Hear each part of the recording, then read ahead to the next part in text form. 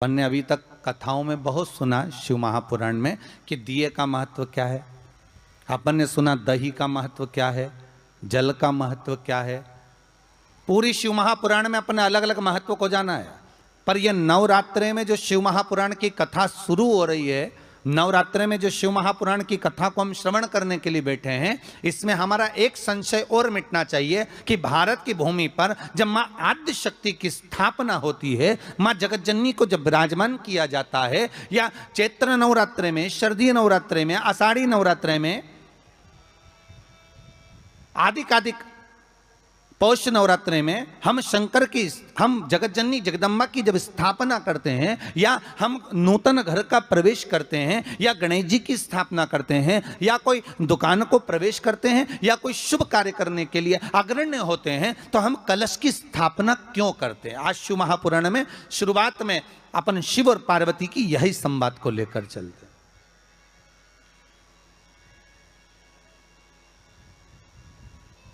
आखिर कलश में ऐसा क्या है, कलश के अंदर आखिर ऐसा क्या विराजमान है कि 33 कोटि देवता उस कलश के अंदर आकर बैठ जाते हैं। महाराज,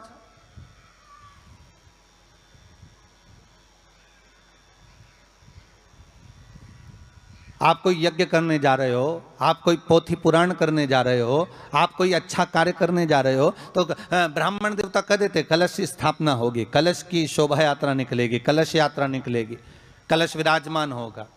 और आज हर की पौड़ी पर, प्रयागराज में, या उज्जैनी में, नासिक में जो बड़े बड़े कुंभ के मेले होते, कुंभ का मतलब भी तो कलश से होता है, उसकी महत्वता क्यों है?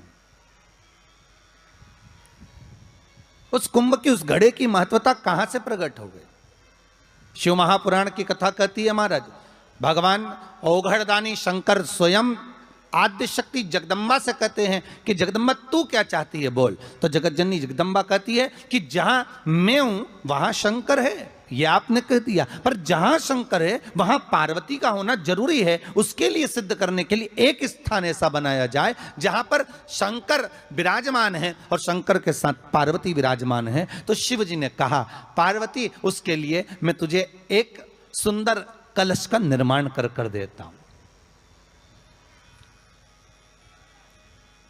दुनिया का रचनाकार, दुनिया की रचना करने वाले महाराज, संपूर्ण ब्रह्मांड की रचना करने वाले, जिनको भगवान शिव ने स्वयं ब्रह्मदेव से कहा है कि ब्रह्मा जी तुम सृष्टि खंड को आगे बढ़ाइए, सृष्टि की रचना करिए। और आज ही के दिन, यही चैत्रीय प्रतिपदा के दिन, यही इसको कहते हैं नया संवत्सर, नया वर्ष।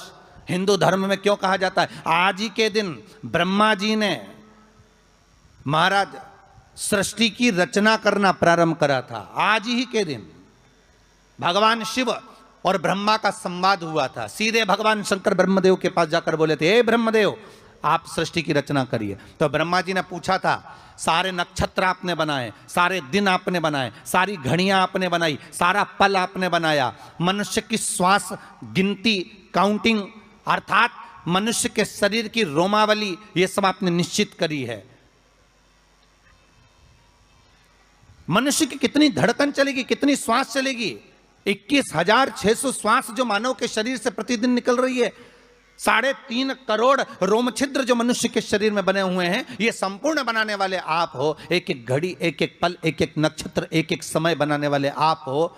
हर श्वास को बनाने वाले आप हो। तो आपसे मुझे कहना है कि एक निर्माणकर्ता ब्रह्मदेव, आप ब्रह्मा जी करें तो एक काम करो ना कि सृष्टि की रचना भी आप करो। भगवान ब्रह्मा ने शिव जी से कहा कि सृष्टि की रचना आप करिए।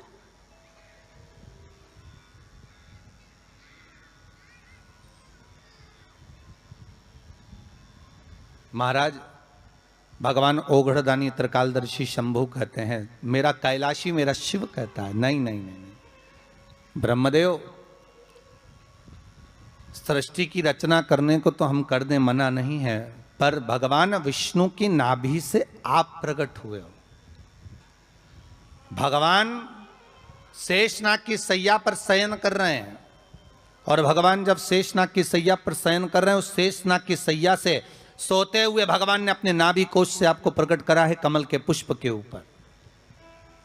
और आप भगवान की अंतः नाभि में, ब्रह्मदेव ना जाने हजारों वर्ष तक आप नाभि में प्रवेश करते गए, हजारों वर्ष तक आप नाभि के अंदर जाकर साधना करते रहे, और साधना करने के बाद भी आपको यह पता ना चल पाया कि आपका प्रागट्य बिंदु क्या रहा।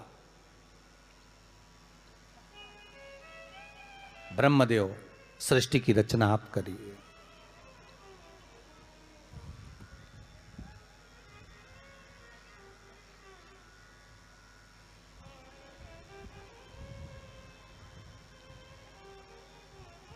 ब्रह्मा जी कह रहे हैं, नाथ इस सारे ब्रह्मांड को रचना करना है, कर दूंगा, मना नहीं है, पर रचना करता भगवान ब्रह्मा जी कहते हैं कि मैं संसार को एकाग्रित करूं, उससे पहले 33 कोटि देवताओं को मुझे एकाग्रित करना है, और सारे 33 कोटि देवता एक जगह पर आकर विराजमान हो जाएं, ऐसी कोई व्यवस्था करना है। शंकर भगवान ने कहा, बनाओ ब्रह्मदेव, तुम निर्माण करो। ब्रह्मा, शास्त्र कहता है कि भगवान शिव स्वतः, शंकर तो शंकर है, भगवान शंकर ने एक मट्टी का सुंदर सा भाग ढेला एकत्रित करा, उस ढेले से भगवान ने एक सुंदर कुंभ का निर्माण करा, एक सुंदर कलश का निर्माण करा।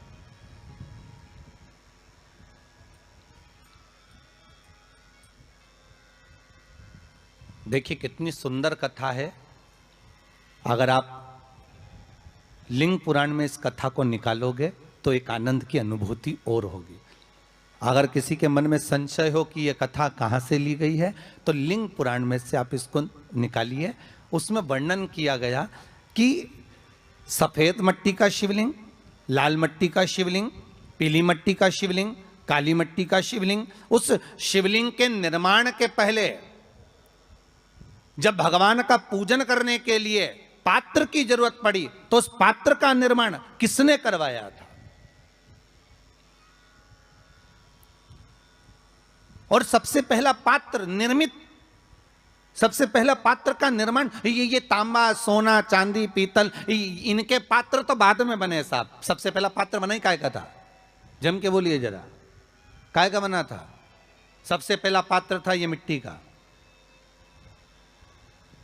आज भी हिंदू धर्म में भले तुम्हारे घर में सोने के कलश हो, भले चांदी के कलश हो, भले तुम्हारे घर में पीतल और तांबे के पात्र रखे हों, पर आज भी अगर ब्राह्मण कहेंगे कि हमें कोई यज्ञ करना है, अनुष्ठान करना है, हमें ये स्थापना करना है, तो ब्राह्मण एक ही बात कहेंगे कि तांबा, पीतल, चांदी के हमें पात्र नहीं चाहिए। ब्राह्मण कहेगा हमें मिट्टी के कलश लाकर रखो।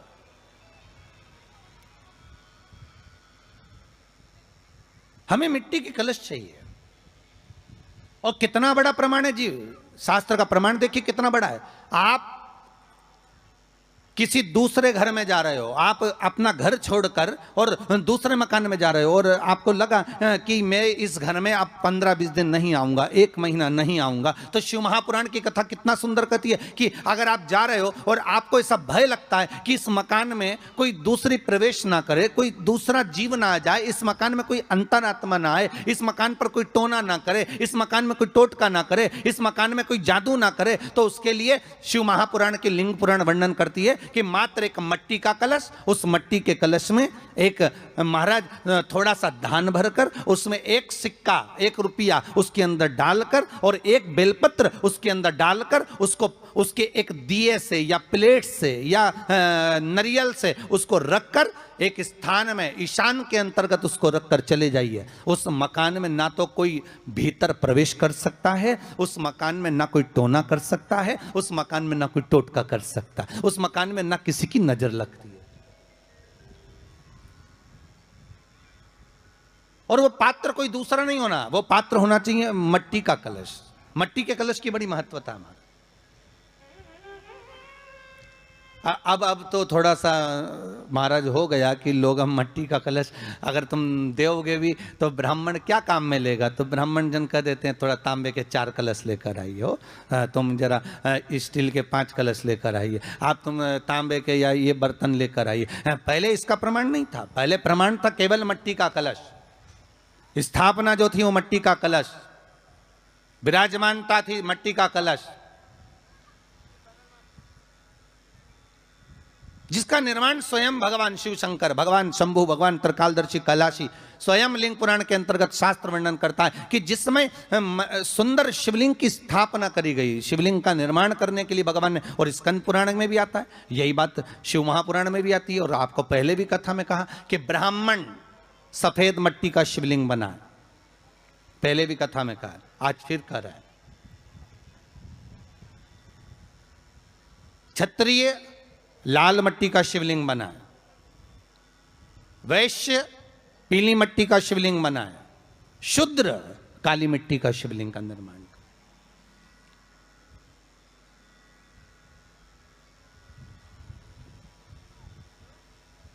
काली मट्टी का शिवलिंग का निर्माण कर।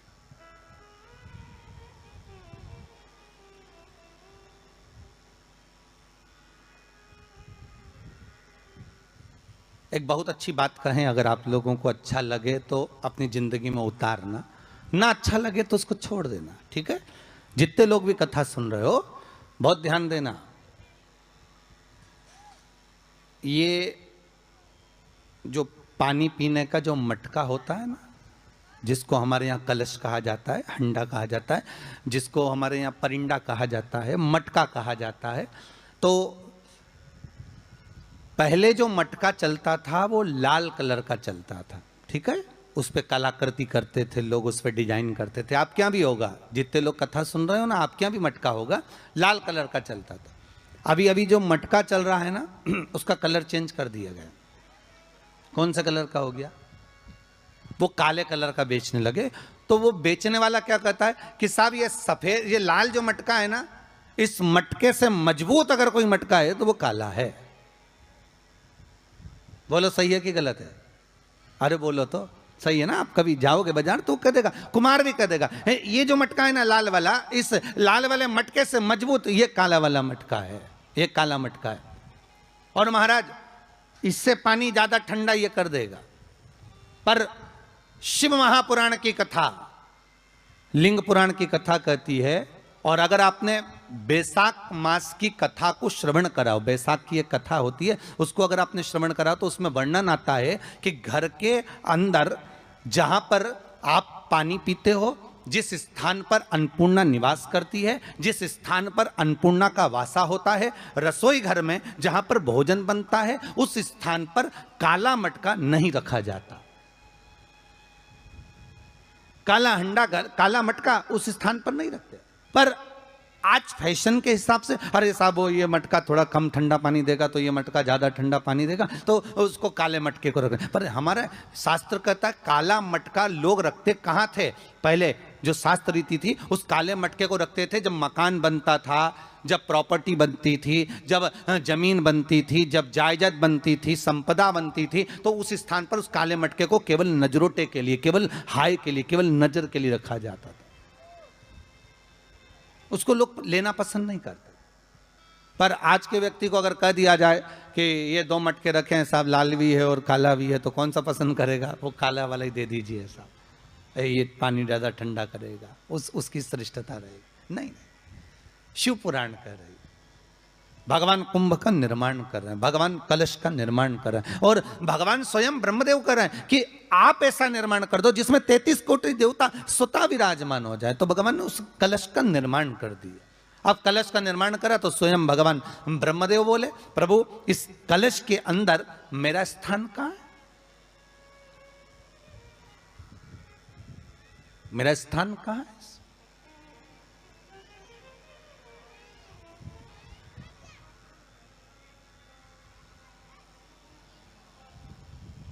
बहुत ध्यान देना महाराज, कलश का जो मुख होता है, उस मुख पर भगवान विष्णु का स्थान होता है। किसका स्थान है? भगवान विष्णु का। थोड़ा सा नीचे आओगे, जहां से कलश का मुख दबा हुआ होता है, वह जगह भगवान स्वयं शिव की होती है। किसकी जगह है? भगवान शंकर की। कलश का अग्रभाग, नीचे का भाग जहां से फैला हुआ होता है, वहां ब्रह्मा का आधिपत्य स्थापित होता है। फिर कलश का जो नीचे का भाग होता है, वो भगवान शिव और शक्ति का स्थान होता है। कलश के बाहरी भाग में जहां पर बाहर का हिस्सा होता है, उस कलश के बाहरी भाग में 33 कोटि देवताओं को भगवान शंकर ने लाकर विराजमान किया होता है। महाराज भगवान शंकर 33 कोटि देवताओं को निमंत्रण देकर उस कलश में विराजमान कर दिया।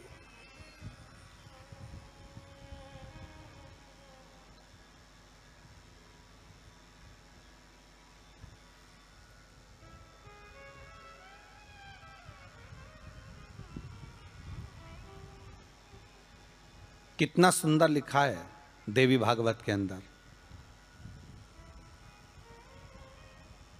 कि जहां कलश की स्थापना होती है, उस जगह पर किसी देवताओं को बुलाने की जरूरत नहीं होती। 33 कोटि देवता उस जगह पर स्वतः विराजमान हो जाते हैं। स्वयं 33 कोटि देवता स्वयं वहां विराजमान। और कितनी महत्वता कलश की महाराज। आप लोगों से भी निवेदन है, क्षेत्रीय प्रतिपदा है आज, जिनके घर में ज्यादा रोग हो, बीमारी हो, ज्यादा तकलीफें आ रही हो, कष्ट बढ़ रहा हो, बीमारियां बढ़ रही हो, या भय लग रहा हो, डर लग रहा हो, हृदय चित्त में कहीं ना कहीं आपको भय का भान हो रहा हो, तो एक लोटा पानी, एक कलश में जल भर कर रख लीजिए और रात भर उसको रखे रहने दो। नवरात्र चल रहा है, उस कलश को रात भर रखकर सुबह सुबह उस कलश में एक बेलपत्र डालकर उस जल को नीम के पेड़ के नीचे, जहां चैत्री नवरात्रे में नीम के पेड़ के नीचे सारी विद्याएं, आद्य शक्तियां, सारी देवी उस नीम के पेड़ के नीचे विराजमान रहती हैं। उस कलश में एक बेलपत्र डालकर रात भर रखकर उस जल को पूरे घर में घुमाकर उस नीम के पेड़ के नीचे समर्पित कर दीजिए महाराज। घर में भय लगना बंद हो जाएगा, कोई बड़ी बीमारी आपको घेरेगी नहीं और उस बीमारी से, उस रोग से आप मुक्त रहेंगे। उस बीमारी से, उस रोग से आप मुक्त पाएंगे, वो बीमारी आपको घेर नहीं पाएगी। कलश का इस भगवान निर्मित कर दिए। ये कलश मेरा प्रतिबिंब है। अब कलश मेरा प्रतिबिंब है ये तो कहा, पर भगवान शिव के पास में आकर स्वयं कामदेव की धर्म पत्नी रति रो पड़ी। आंखों से आंसू बह रहा है। कामदेव की धर्मपत्नी रति रो रही है। शिवजी अपनी साधना में लीन थे। भगवान शंकर नेत्र बंद करके शिव आनंद में विराजमान थे। भगवान शिव की कथा कह रही है। ओगड़दानी त्रिकालदर्शी कैलाशी शंभु के पास में उस समय पर कामदेव की धर्मपत्नी रति भी आई, जिसके नयनों में जल भरा हुआ। शिवजी ने पूछा, बोलो रति, आप और यहां, जब आपका पति जलकर भस्म हुआ तो हमने वर दिया था आपके पति को कि ये भगवान कृष्ण का पुत्र बनकर मिलेगा आपको, फिर क्यों आप यहां पर आई हो? क्या हो गया ऐसा? क्या चाहती हो आप? फिर आने का कारण क्या है आपका? किस लिए पधारी हो आप? महाराज, मेरा पति जो जलकर भस्म हुआ था, उसके भस्म होने पर मेरे ऊपर भी केस लगाया। तो भाई केस तुम्हारे ऊपर किसने लगा दिया? ऐसा क्या हो गया कि तुम यहाँ मेरे पास में आई? प्रभु, बात इतनी सी है कि मेरा पति जब आपके नेत्रों की ज्वाला द्वारा जलकर भस्म हो रहा था, उस समय पर वो आम के पेड़ पर बैठा हुआ था।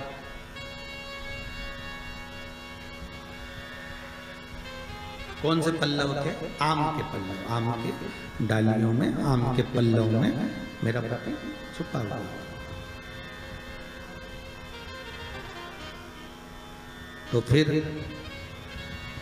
क्या चाहती हूँ? भगवान से माँ रति कह रही हैं, दिक्कत केवल इतनी सी है कि मेरा पति जलकर भस्म हुआ, वो आपने वर दे दिया कि वो कृष्ण के पुत्र बनकर हमें मिल जाएंगे, वो हम मान रहे हैं, सब जानते हैं हम, ठीक है।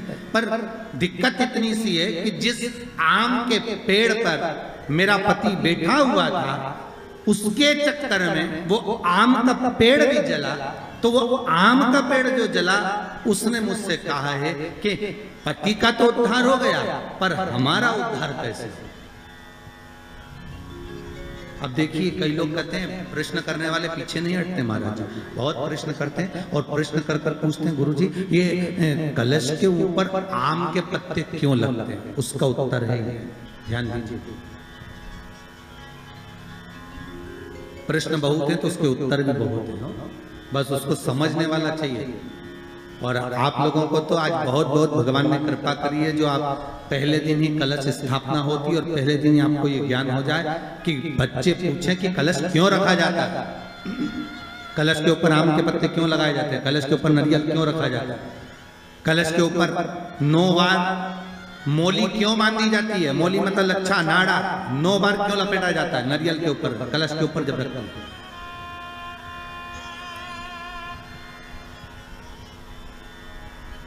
कलश के ऊपर जब जब श्रीफल रखाता है, नारियल रखाता है, तो उस पर 5 बार 7 बार मोली नहीं लपेटी जाएगी, तो 9 ही बार लपेटी जाएगी। 5 या 7 बार लपेटते हैं तो कहते हैं कि लक्ष्मी की छिन्नता होती है, और वो 9 बार लपेटी जाती है तो भरपूर लक्ष्मी का भंडार भरती है। क्यों क्यों कहते हैं उसे?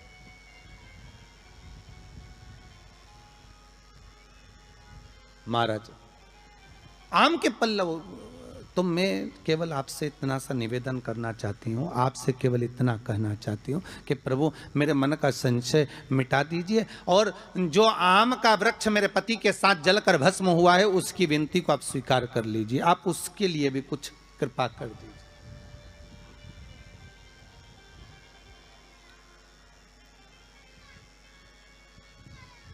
इसी को कृपा कहते हैं, इसी को करुणा कहते हैं, इसी को दया कहते हैं। भगवान बोले अब आप आई हो रति, ठीक है, मांगो क्या चाहिए, बस इतनी कृपा कर दीजिए कि आम के वृक्ष का भी उद्धार कर दो।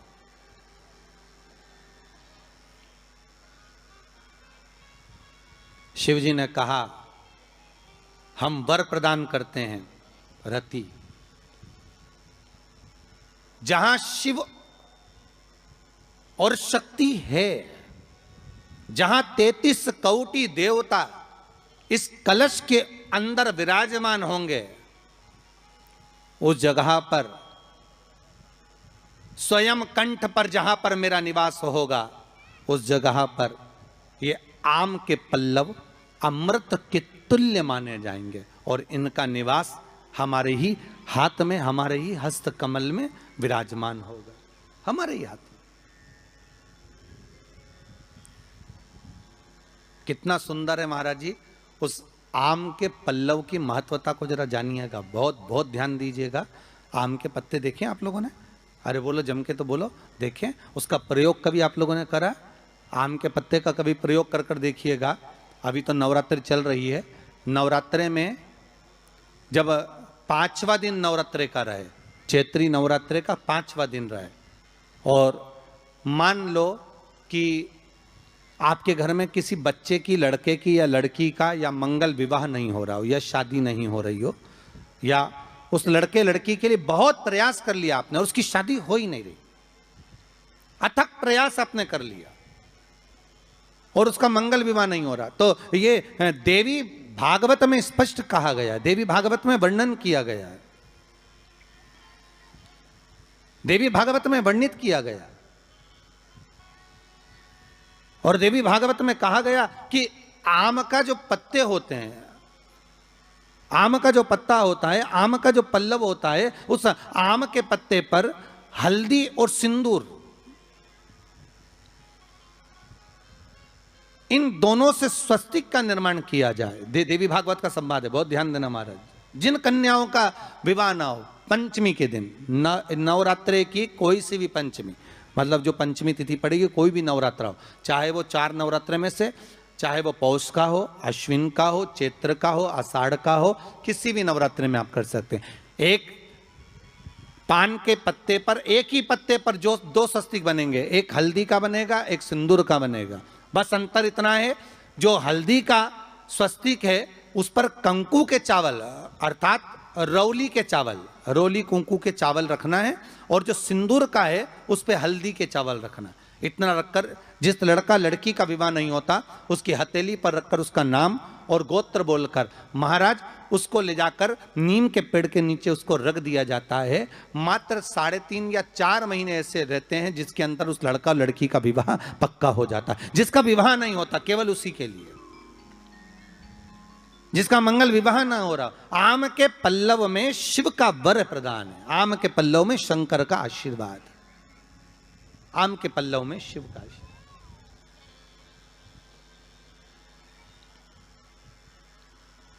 भगवान भूत भावन भूतेश्वर मेरे शिव, मेरे करुणा सागर मेरे शंकर, मेरे त्रिकालदर्शी, मेरे कैलाशी, मेरे भोलेनाथ स्वतः कह रहे हैं, अरे रति तुम रोती क्यों है, तुम्हारे रोने का कारण क्या है? प्रभु मेरे पति के साथ ये आम का पेड़ भी जलकर भस्म हुआ। आम का पेड़, भागवत जी किस किसने सुनी है? हाथ उठाओ जरा, जिन जिन ने भागवत जी सुनी है। आप लोगों ने सुनी है भागवत? रखिए हाथ। अगर आप लोगों ने भागवत सुनी होगी तो उसमें वर्णन आता है, तक्षक नाग डसने के लिए जब जा रहा था तब ब्राह्मण देवता जो जहर उतारना जानते थे उनको लेकर राजा परीक्षित के पुत्रों ने अपने दूतों को भेजा था लाने के लिए कि एक ब्राह्मण ऐसे हैं कि वो तक्षक नाग का जहर उतार सकते हैं, वो तक्षक नाग के जहर को समाप्त कर सकते हैं, तो आप उनको लेकर आओ। और वो तक्षक नाग का जहर उतारने वाले उस ब्राह्मण को लेकर जा रहे थे। तो सर्प ने विचार करा, तक्षक नाग ने कि बताओ ये तो गजब का काम कर रहा, अगर ये ब्राह्मण पहुंच गया तो ये ब्राह्मण तो सर्प का जहर उतार देगा। तो सांप तक्षक नाग को ये चिंता लग गई कि मेरे को ही डसना है और मेरे ही जहर ये उतार देगा, और डसने अभी एक ही बार है और मरना चाहिए परीक्षित, परीक्षित को श्राप लगाए, अब करूं तो करूं क्या। तो सर्प ने विचार करा कि मैं एक रूप रख कर जाता हूं और इस ब्राह्मण की परीक्षा लेता हूं।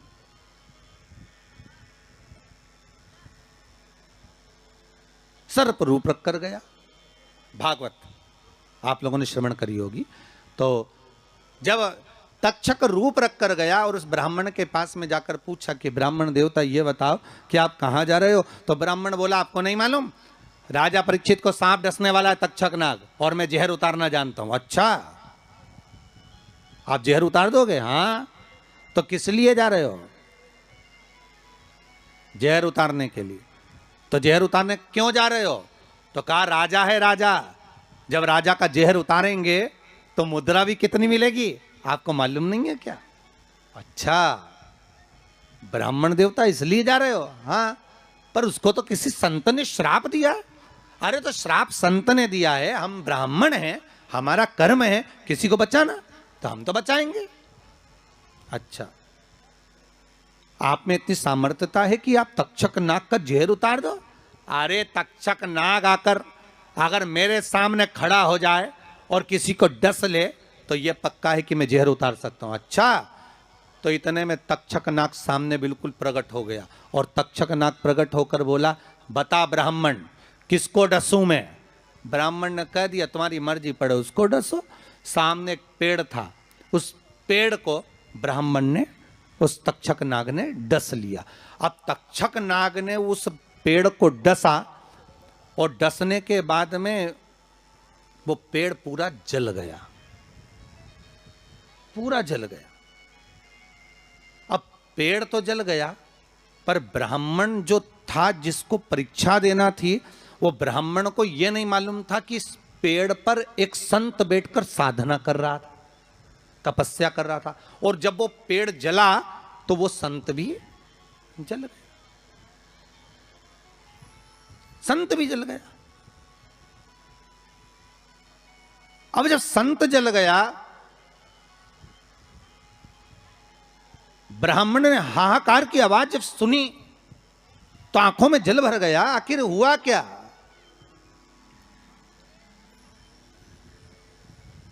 ये संत जल कैसे गया? तो कहा इसके जलने का कारण केवल इतना है कि अब आप जीवित करो, इस पेड़ को हरा भरा करो, इस पेड़ को हरा भरा कर दीजिए।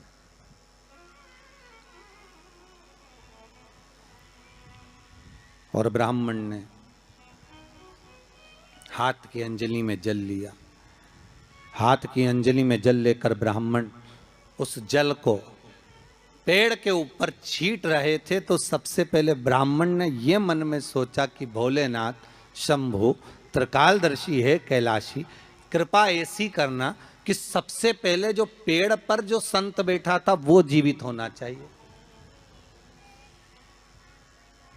जो वृक्ष पर संत बैठा है वो जीवित होना चाहिए।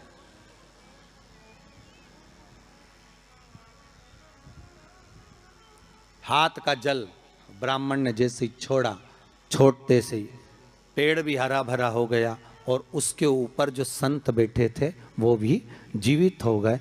जीवित हो गए तो तक्षक नाग को ये लगा कि इसने एक जले हुए पेड़ को जीवित कर दिया, वापिस हरा भरा कर दिया, और इसने ऊपर बैठे हुए संत को वापिस जीवित कर दिया। तो ये पक्का है कि मतलब ये तक्षक नाग का जहर, मतलब मेरा जहर राजा परीक्षित को उतार सकता है। तो तक्षक नाग ने अपनी बात को पलटा और पलट कर कहा, महाराज जी हाथ जोड़कर निवेदन करता हूं, जितना राजा परीक्षित के पुत्र आपको धन देंगे उससे 1000 गुना धन मैं आपको देता हूं।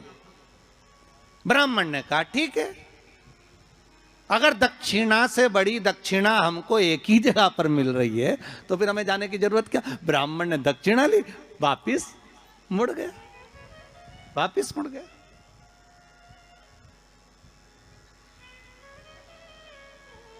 अब ईमानदारी से बोलो,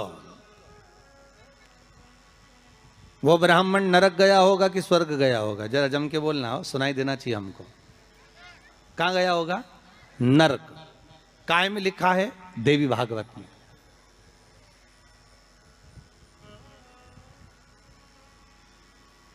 उसका कारण क्या था?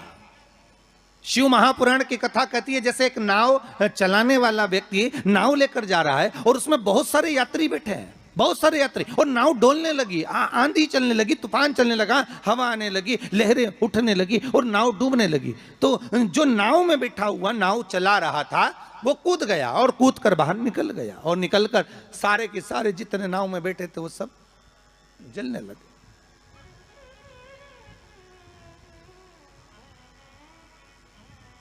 जितने नाव के अंदर बैठे थे वो सारे के सारे जलने लगे।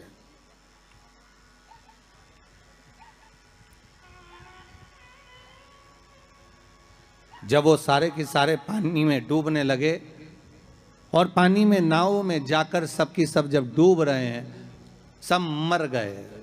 सारे के सारे जो नाव में बैठे थे, जो तैरना जानते थे वो बाहर निकल गए, बाकी के सब डूब गए।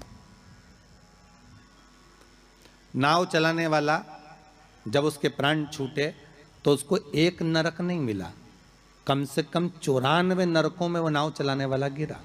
शिव महापुराण की कथा कहती। तो उस नाव चलाने वाले ने भगवान से पूछा कि मुझे इतने सारे नरक क्यों दे रहे हो? मैंने तो लोगों को गंगा से पार उतारा, मैंने तो रोज गंगा का जल पिया, मैंने तो रोज गंगा का स्मरण किया, मैं तो रोज भगवान का दर्शन करता था, मैं रोज गंगा से पार उतरता था, दुनिया के लोगों को मैं पार उतारने का काम करता था। तो भगवान ने कहा गलती केवल तुमने एक कर दी, तुमने अपने प्राण बचाए। अगर तुम 2 लोगों के भी प्राण बचाते बचाते मर जाते तो तुमको बैकुंठ मिल जाता, पर खुद के प्राण बचाए और दूसरों को मरने दिया, इसलिए तुमको नरक मिला, इसलिए तुम्हें नरक प्राप्त हुआ। शिव महापुराण की कथा कहती है जिस पर दुनिया को विश्वास होता है, दुनिया को जिस पर विश्वास है, जिससे आज कोरोना महामारी के चलते हुए, इस कोरोना महामारी को देखते हुए, इस वायरस को देखते हुए दुनिया का विश्वास डॉक्टर पर टिका हुआ है। औषधि देने वाले, दवाई देने वाले उन डॉक्टरों पर दुनिया का विश्वास टिका हुआ है। तो डॉक्टर का क्या फर्ज है? जैसे नाव चलाने वाले का फर्ज है कि बचाते बचाते भगवान करे भले तुम्हारे प्राण छूट जाते तो तुम्हें स्वर्ग मिल जाता। युद्ध के मैदान में सैनिक युद्ध करते करते मर जाता तो उसको वीरगति प्राप्त हो जाती, पर खुद के प्राण बचाने के चक्कर में आप दुनिया को धकेल दो, ये श्रेष्ठता नहीं।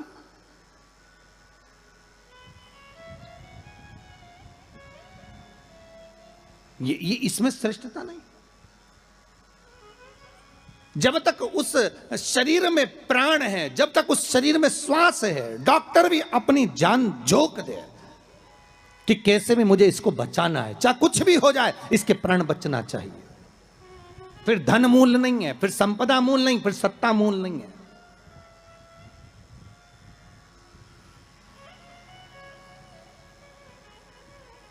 वो नाव चलाने वाले को 94 नरक भोगना पड़े।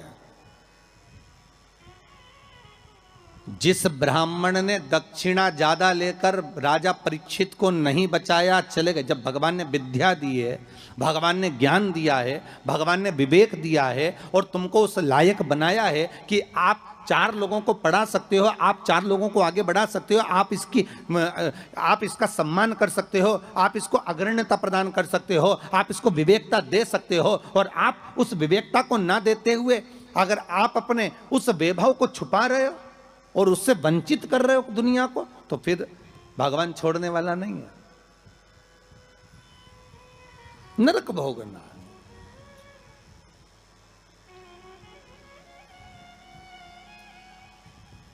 पर पांडेतारा वालों, आप लोगों ने बिल्कुल सही उत्तर दिया कि उसने दक्षिणा ज्यादा ले ली और वापस निकल गया तो अपने मुख से कह दिया कि वो नरक गया। कितनी, इसी को कहते गंगा तट के श्रोता। गंगा तट के जो श्रोता होते हैं ना, बड़े आनंदमय होते। कथा जो सुनते हैं ना, उसका भाव एक आनंदित होता है कि वो अपना लक्ष्य छोड़कर, अगर चाहता तो राजा परीक्षित को बचा सकता था, पर थोड़ी सी संपदा के चक्कर में, थोड़े से धन के चक्कर में वो ब्राह्मण भी थोड़ा सा लोभ आया और लोभ के चक्कर में अपने कर्म से वंचित हो गया। तो वो चरित्र कहां गलत है महाराज जी? एक महाराज जी प्रवचन दे रहे थे, उस प्रवचन में एक गांव का व्यक्ति कथा सुनने बैठा था और खड़े होकर पूछ लिया, महाराज जी पाप के बाप का नाम क्या है? महाराज जी ने पूछा, क्या पूछ रहे हो, फिर से बोलो। तो वो व्यक्ति बोला, महाराज जी हमें दशरथ जी के पिताजी का नाम मालूम है, हमें राम जी के पिताजी का नाम मालूम है, हमें कृष्ण जी के पिताजी का नाम मालूम है, हमें सबके बाप का नाम मालूम है, बस पाप के बाप का नाम नहीं मालूम। तो मैं उत्तर दे दो। तो महाराज जी भी मन में सोचे पाप का बाप। महाराज जी मन में सोचे हमने पूरी पुराण पढ़ी पर ये पाप का बाप तो हमें कहीं नहीं मिला। सारे शास्त्र भी उखाड़ कर देख लिए पर उसमें पाप का बाप मिलना बड़ा कठिन। अब पाप का बाप कहाँ से ढूंढे? तो महाराज जी ने कहा एक काम करते हैं, कल हम आपको बताएंगे, आप कल कथा में आना। और महाराज जी फिर प्रवचन देने बैठे और वो व्यक्ति फिर आके बैठ गया। अब जैसी कथा समापन हुई, महाराज जी वो फिर खड़ा हो गया, महाराज सीताराम। महाराज जी बोले सीताराम। और बोलो पाप का बाप। महाराज जी बोले बहुत अच्छा, पाप का बाप पीछे पड़ा। महाराज जी बोले कल बिल्कुल पक्का है कि तुमको तुम्हारे प्रश्न का उत्तर मिल जाएगा। अब महाराज जी ने आज भगवान को 2 अगरबत्ती लगाई कि वो नहीं आना चाहिए प्रभु, क्योंकि वो फिर आएगा, फिर प्रश्न करेगा पाप का बाप। अच्छा वो प्रश्न नहीं भी करता ना तो उसका मुंह देखकर याद आ जाता है कि प्रश्न करेगा पक्का। तो पंडित जी जब निकले ना प्रवचन के लिए तो उन्होंने भगवान को 2 अगरबत्ती लगाई, भगवान ये नहीं आना चाहिए। और पंडित जी जैसे ही बस कथा में आ रहे थे, प्रवचन देने आ रहे थे, वो रोड पे ही मिल गया पाप का बाप। अब पंडित जी मन में सोचे प्रवचन दूं कि ना दूं, बड़ा टेंशन है। अब प्रवचन दे कि ना दे यही सोचे। अब महाराज जी फिर कथा में बैठे, उसने फिर प्रश्न कर दिया महाराज कि पाप के बाप का नाम बता दीजिए। महाराज जी फिर नहीं बोले। अब नहीं बोले तो शिव महापुराण की कथा कहती है महाराज वहीं पर एक वैश्या बैठी थी कथा में, रोज कथा सुनने आती थी। उसका मन, उसका चित्त, उसकी वृत्ति कथा में बड़ी रमती।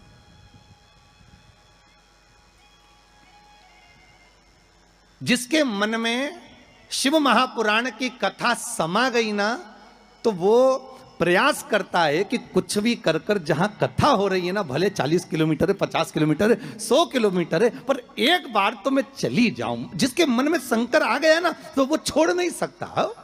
वो प्रयास करेगा कि मैं कैसे भी पहुंच जाऊं, बस कथा में एक बार मेरी हाजिरी लग जाए, शंकर सुन ले बस एक बार शिव महापुराण की कथा, उस पंडाल में चली जाऊं जिस पंडाल में मुझे बेलपत्र का आनंद मिल जाए, बस उस पंडाल में मुझे पहुंचना। अब वैश्या का नियम था, वो कथा कभी नहीं छोड़ती थी, और वो भी कथा में जाकर बैठ गई, और कथा में रोज सुने वो पाप के बाप का चक्कर, और महाराज जी बस प्रवचन करें, अक्षतम केशवम राम नारायणम, जैसे महाराज जी अक्षतम केशवम करें, सब बैठे रहे, वही खड़ा हो जाए। अब महाराज जी भी मन में सोचे अब क्या करें, तो महाराज जी डबल से कह रहे हैं, अक्षतम कैसवम राम नारायणम कृष्ण दामोदर वासुदेवम हरे। तो वो महाराज जी हाथ हिलाएं कि अभी भी पाप का बाप नहीं मिला, पर वो तो वही बस खड़ा।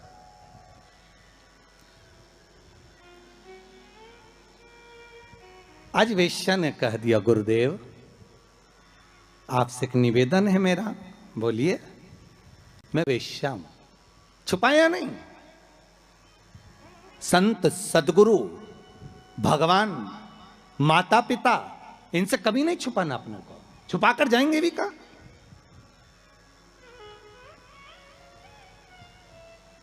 अगर माता पिता से कुछ छुपा लेंगे, संतों से सदगुरु से अगर छुपा लेंगे, तो जाएंगे कहां भगवान से छुपाकर। बिल्कुल पीछे जाकर बैठ जाती हूं एकांत में, पर मेरा कुछ मन है आपसे कहने का, आप सुनेंगे हमारी बात। संत बोले, क्यों नहीं सुनेंगे, हम तो संत हैं, बोलो क्या बात है।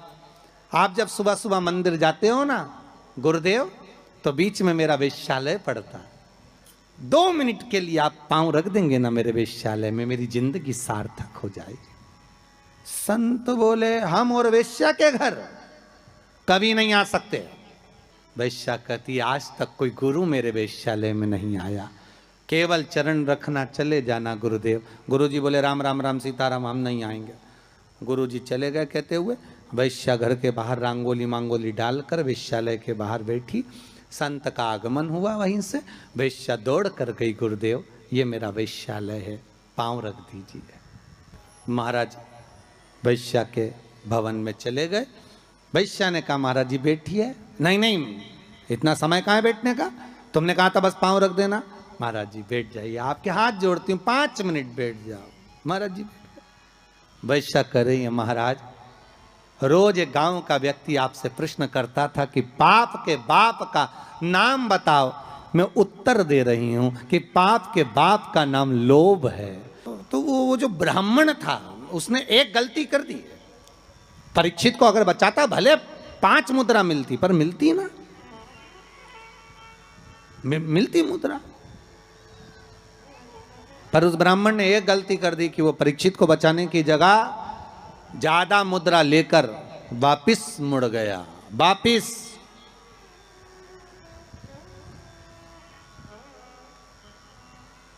जहां से ब्राह्मण वापिस मुड़ा था, आज भी अगर आप सुखताल जाएं, जहां सुखदेव जी महाराज ने राजा परीक्षित को कथा सुनाई थी, तक्षक नाग जहां आया था इस ब्राह्मण की परीक्षा लेने के लिए, और ब्राह्मण जहां से वापिस मुड़ा उस गांव का नाम है मोड़ना। आज भी उस गांव का नाम मोड़ना, वहां से मुड़ गया था वापिस ब्राह्मण, वापिस चला गया।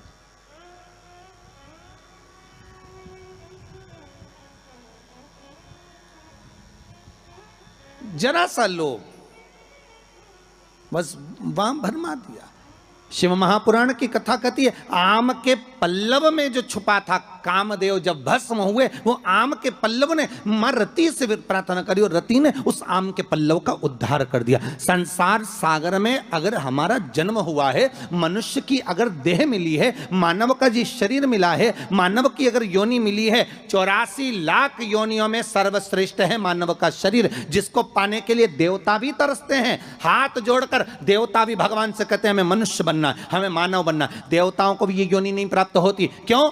क्योंकि बैकुंठ का भोग केवल भोग है, केवल भोग।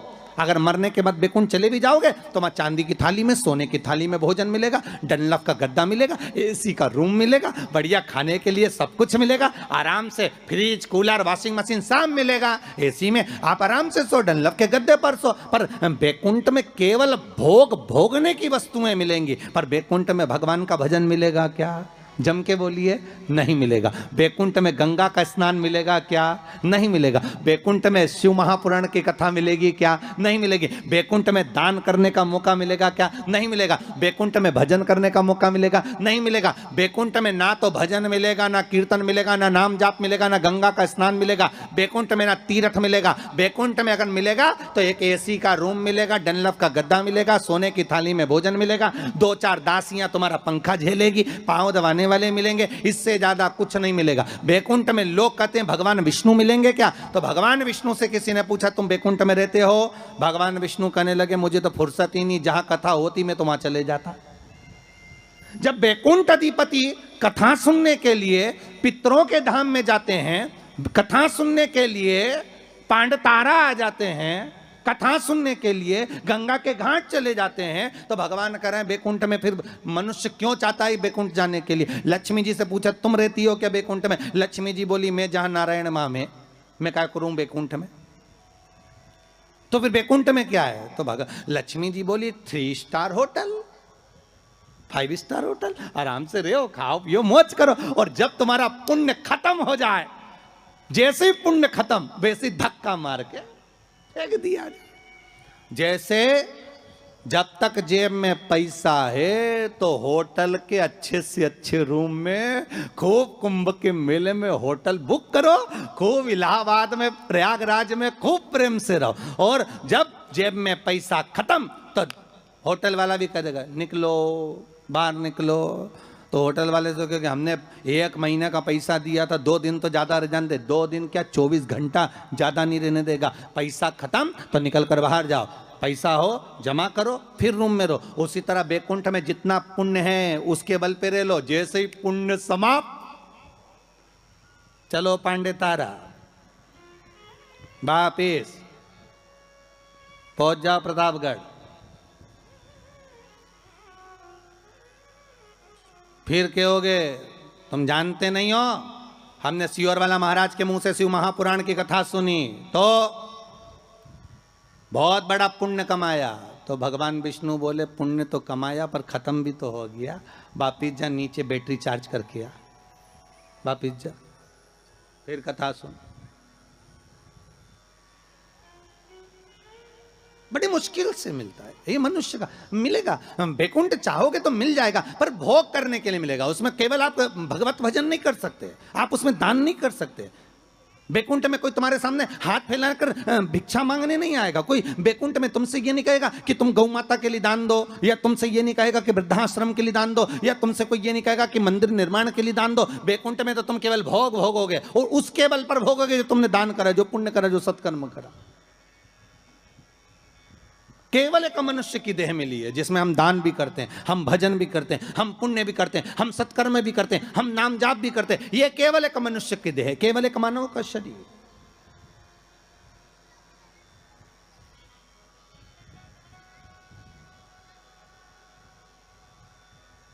इसके सिवाय कहीं सुख नहीं। 84 लाख योनियों में श्रेष्ठ योनि मानव की, और उसको हम गंवा दे महाराज तो वो बेकार। आम के पल्लव के लिए रति आकर कहती है। संसार वासियों से हमारा यही निवेदन है कि आप किसी के लिए कुछ नहीं कर सकते तो कम से कम फोन लगाकर इतना तो कह सकते हो, कथा आ रही है, टीवी चैनल पर चल रही है, 4 बजे से 7 बजे तक चल रही है, जरूर सुनना। कोरोना महामारी चल रही है, कम से कम कथा सुनकर इस हृदय को विल पावर मजबूत होगा, कथा सुनकर अपने को एनर्जी प्राप्त होगी, कथा सुनकर हम आद्य शक्ति जगदम्बा का आराधना कर सकते हैं, कथा को सुनकर ये नवरात्रे में शंकर की कथा का अनुमोदन कर कर इस कोरोना महामारी से हम लड़ सकते हैं, इसको भगा सकते हैं। क्योंकि अपने भीतर का पावर प्रबल होना चाहिए। आधे से ज्यादा लोग हॉस्पिटल में इसलिए मर रहे हैं क्योंकि उनको भय लग रहा है, कोरोना लग गया, कोरोना लग गया। बेचारा अच्छा भी हो गया तो भी मर जा रही है। किसी ने पूछा गुरुजी पिछले साल तो आया था यह कोरोना, अब की बार फिर आ गया। हमने कहा जन्मदिन मनाने आया है। अब पार्टी कितनी बड़ी करता है ये तो उसके ऊपर है, और पार्टी में कितनों को निमंत्रण देता है ये वही जान सकता है, और जो जो उसकी पार्टी में गया वो निपट गया। इसलिए निवेदन है, अभी जन्मदिन पार्टी में बिल्कुल मत जाना कोरोना की, अर्थात सोशल डिस्टेंसिंग बनाकर रखो। और आपसे भी निवेदन है, जितने लोग कथा में सुनने आ रहे हो ना, कम से कम दूरी बनाकर रखना, या फिर एक लकड़ी लेके चलो इतनी बड़ी सटैया, नपती करो यहां से यहां से यहां से यहां से, जो पास में बैठा मिले बिल्कुल। अरे कितना बड़ा जगह दिया है? कितनी बड़ी जगह है, आराम से तुम लोग तो बढ़िया चकाचक, तुम्हारी मर्जी पड़े तो एक एक पलंग भी लिया, तुम तो नहीं सोई, तुम कथा सुन रहे हो। इतनी बड़ी जगह, ओ उसमें भी इतनी बड़ी जगह होने के बाद कई माताओं की आदत रहती पर बैठेगी वहीं खसक के, अच्छा यहीं बैठ जा, अरे बैठ जा।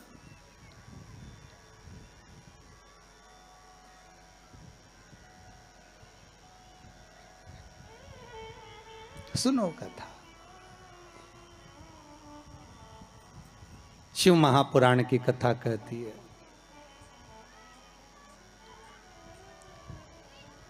उस कलश पर आम के पल्लव शिव का वर है। किसका वर है ये? शंकर का।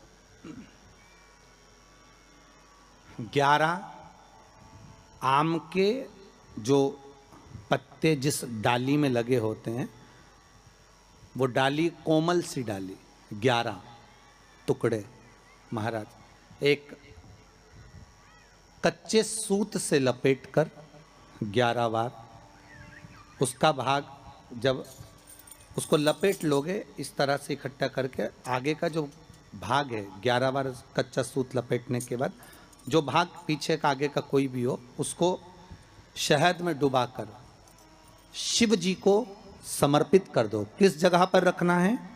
अशोक सुंदरी वाली जगह। अशोक सुंदरी की जगह जानते हो आप लोग, पहले भी आपको बताया है, आज फिर आपको वर्णन कर दें। जैसे ये गोल जलाधारी है, ये शिवलिंग रखा है,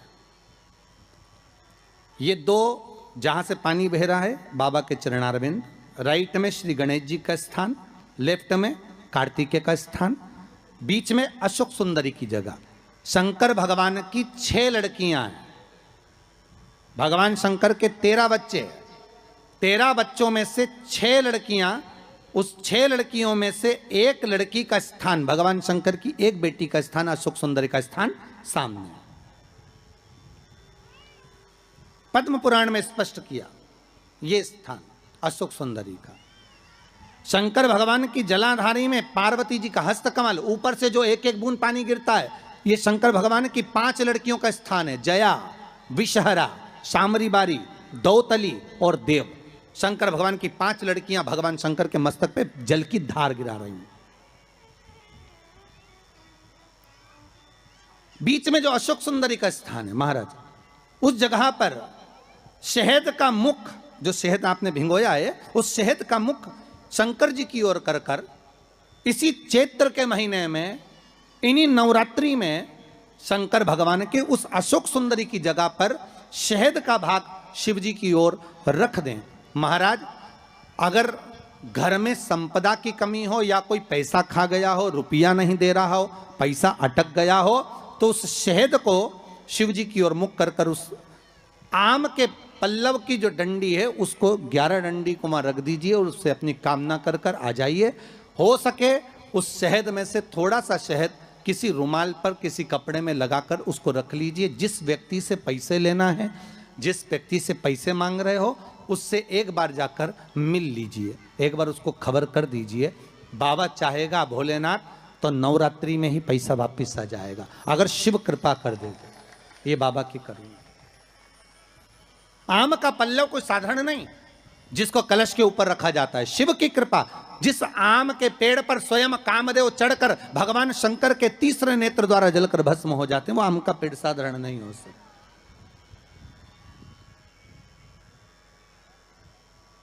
सहज नहीं है, एक टांगे वाला उसके पास में सुबह सुबह एक व्यक्ति ने रात को कह दिया कि भाई हमको रेलवे स्टेशन छोड़ देना। हाउ तुम्हारा टांगा लिया ना, टांगा भाई घोड़ा गाड़ी लिया ना, हाउ लिया ना। सुबह बेचारा नींद में था, व्यक्ति ने जगाया, घोड़ा गाड़ी लाओ, टांगा लाओ, टांगा लाओ। अब उसने जगाया और ये टांगा लाया, जल्दी जल्दी घोड़ी इसने लगाई, टांगा ले आया।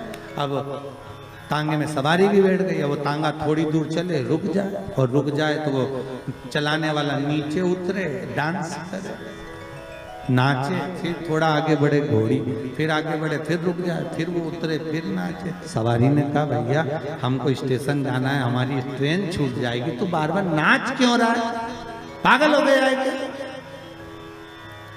उसने कहा दिक्कत कुछ नहीं, दिक्कत इतनी सी है, हमारे पास में 2 घोड़ी, ठीक है, एक टांगे की, एक बारात की। बारात की जो घोड़ी है वो टांगे में आ गई है, जब तक इसके आगे नाचो नहीं तब तक ये आगे बढ़ हो जाता है, कभी कभी ऐसा भी होता है। तो जब तक बोलो नहीं तो हर हर महादेव लोग बोले।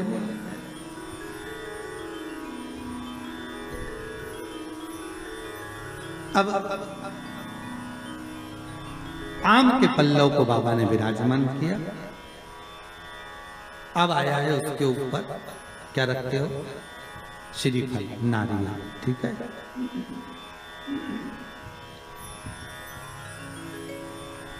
नारियल कौन, अब उसका भी प्रसंग शिव महापुराण में, स्कंद पुराण में बड़ा सुंदर है, ठीक है। भगवान शंकर और पार्वती विराजमान है कैलाश पर्वत पर।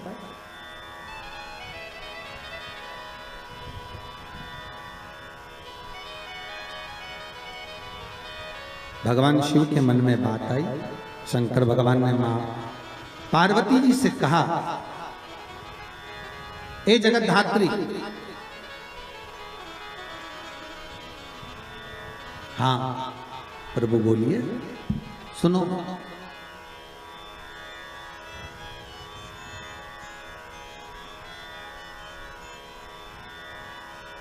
पार्वती जी का एक नाम है हेमलता। क्या नाम है? हेमलता। कई लोगों ने पूछा कि ये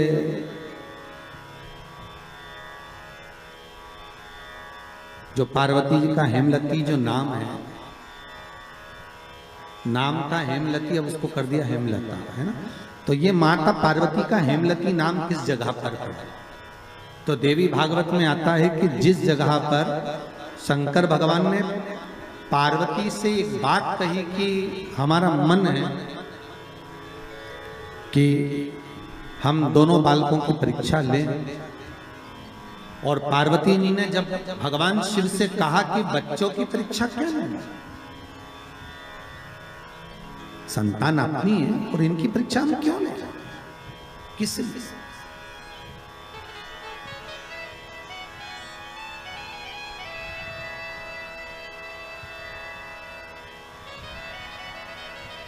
मां पार्वती का जो नाम है हेमलती, हेमलता, इसका कारण केवल इतना था कि ये अपने पति को भी ज्ञान दे देती थी। कई बार इन्होंने समझाया है शिव जी को कि आप ये ना करिए।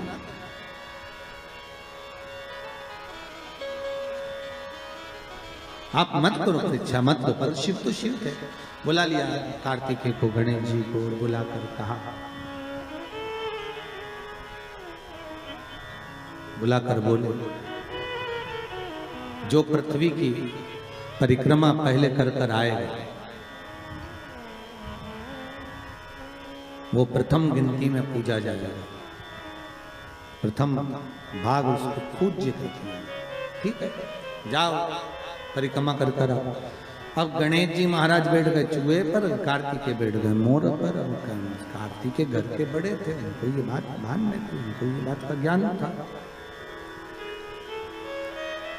तो कार्तिकेय जी ने कहा अगर माता पिता का कहना नहीं मानेंगे तो अच्छा नहीं लगेगा। तो कार्तिकेय जी तुरंत मोर पर चढ़कर और परिक्रमा करने निकल गए। अब गणेश जी तो चूहे को बुलाए,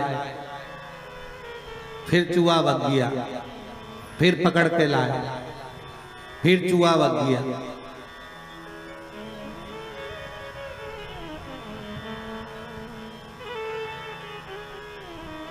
अच्छा, गणेश पुराण में लिखा है नंदी और भृंगी शंकर भगवान के ये दोनों गण इतने इतने एबले थे महाराज कि गणेश जी जब जब चूहे पे बैठते थे और नंदी और भृंगी चूहे को अपने पास खिलाने के लिए बुला लेते थे।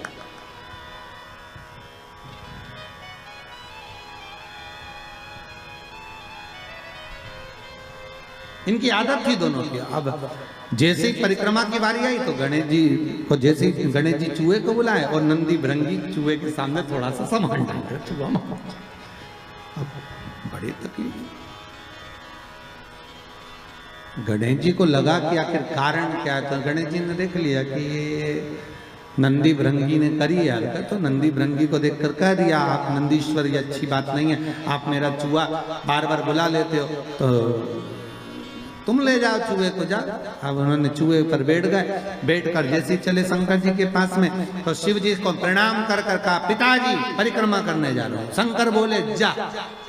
अब इनको क्या मालूम था कि यहीं लगा लेगा।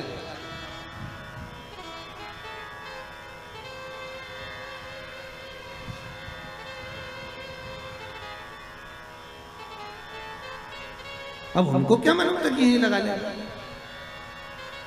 होता है जैसे कि किसी एक दुबले पतले व्यक्ति को कहीं मालूम पड़े सेना में सम्मिलित कर दिया, उसको बहुत दुबला पतला,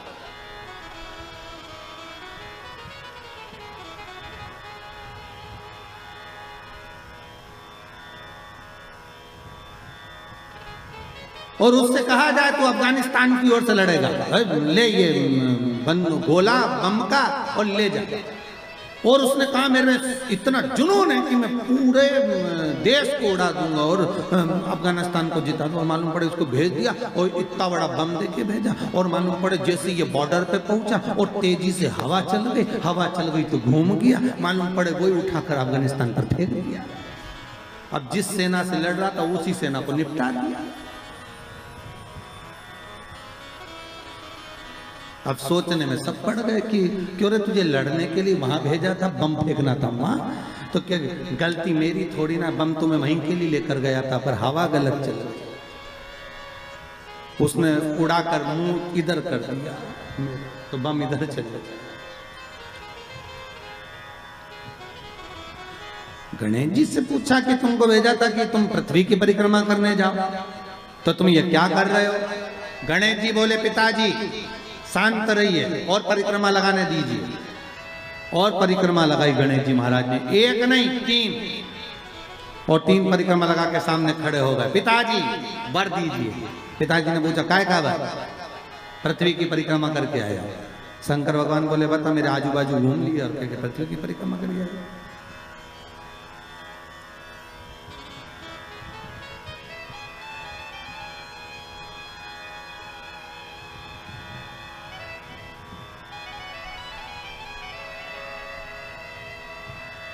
तो ये होता है कभी कभी। रामचरितमानस में केवट का चरित्र आता ना, केवट ने राम जी को नाव में बिठाया, या घाट से लेके चले वह घाट पर जाए, वह घाट से वापस घुमा के ये घाट पे ले जाए, इस घाट से उस घाट पे ले जाए, उस घाट से इस घाट पे ले जाए, बड़ा बार बार घुमा दिया वो नाव को। अच्छा, केवट की नाव जो अच्छी नाव थी वो तो भगवान ने छोड़ दी थी, वो केवट की नाव में बैठे तो वो नाव भी ऐसी थी कि उसमें बीच में छेद था। और लक्ष्मण जी ने कहा भी था भैया इसकी नाव में मत बैठो, छेद है। राम जी बोले कितना दयालु है बेचारा, कैसा सीधा साधा एकांत में बैठा, इसी की नाव में बैठूंगा मैं तो बस बैठूं। लक्ष्मण जी ने मना भी करा, और जैसे ही लक्ष्मण जी ऊपर चढ़े तो केवट ने अपना पिछोड़ा उतार के दे दिया, लो लक्ष्मण भैया। लक्ष्मण जी ने पूछा ये काहे के लिए? कि नाव में छेद है, पानी भराएगा तुम भरते जाना निचोड़ते जाना। अब लक्ष्मण जी वो पानी को बार बार निचोड़ रहे बार, और वो नाव को घुमाते जा रही है यहाँ से वहां, बार बार इधर जाए उधर जाए उधर। तो इतने में सबसे ज्यादा गुस्सा किसको आना चाहिए बोलो? लक्ष्मण को आना चाहिए ना कि बता हम तो निचोड़ निचोड़ के मर जाए। लक्ष्मण जी को जो क्रोध आया तो न राम जी को देखा, और राम जी लक्ष्मण जी की बात को जान गए। तो राम जी लक्ष्मण जी की बात को जानकर उन्होंने केवट से कहा केवट जी प्रभु ये घाट से वो घाट से ये घाट 10 चक्कर लगा दिए, हम थक गए, पार क्यों नहीं उतारता? केवट बोला, वाह प्रभु, तुम 10 चक्कर में थक गए, हमें 84 के चक्कर में पड़ो, हम नहीं थके। राम जी बोले, बहुत बेकार है, इससे मुंह मिलाना ही बेकार। राम जी नीचे बैठ गए। राम जी ने लक्ष्मण को इशारे में बोला, तू बोल ले। और लक्ष्मण जी उठ के खड़े हो गए, धनुष को बाण लेकर, रुक जा, अभी तेरे प्राणों को हरता हूं, अभी प्राणों को हरता हूं तेरे। क्या समझता है तू? परेशान कर कर रखा है, पार क्यों नहीं करता? इतने में केवट बोले, ए भैया लक्ष्मण, क्रोध तो दिखाना मत, और ये समझना मत कि हम तुम्हें पहचानते नहीं है। तुम पूर्व में शेषनाग,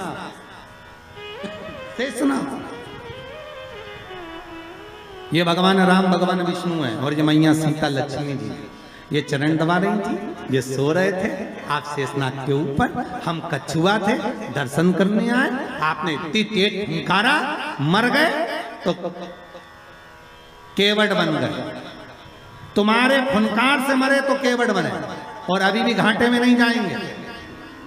तुम मार भी दोगे तो बेकुंठी जाएंगे, पर घाटा तुम्हारा है, हमारी कोई औलाद नहीं है। हम मर गए तो हमारी पत्नी अंतिम संस्कार भी तुमसे कराएगी, और 12वें का भोजन भी तुम्हें ही जिमाएगी। राम जी ने कहा, लक्ष्मण नीचे बैठ जा रहे, नीचे बैठ जा तू। तब माता सीता ने कहा, लक्ष्मण भाई, केवट भैया पार उतारो। तब पार उतार तो यहाँ वही प्रसंग है। अब परिक्रमा लगा कर आकर खड़े होकर के आशीर्वाद दे दो। तो पूछा, आशीर्वाद क्यों? तो कहा, प्रभु हमने परिक्रमा करी। तो शंकर भगवान बोले, आजू बाजू घूम लिया और क्या परिक्रमा कर ली,